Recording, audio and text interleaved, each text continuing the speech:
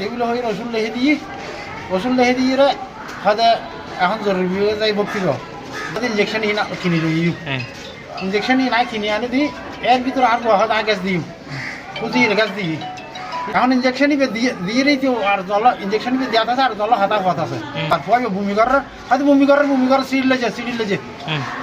সিঁড়ি লেছে তাহলে তারপর নাই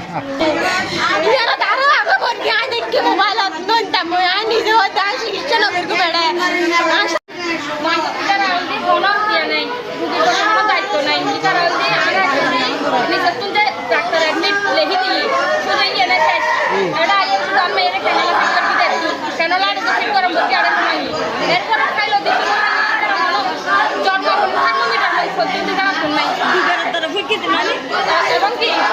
কাশি হচ্ছে তারা তো বুঝে আর তুমি চাই মতো বুঝিয়ে দম করার দেখ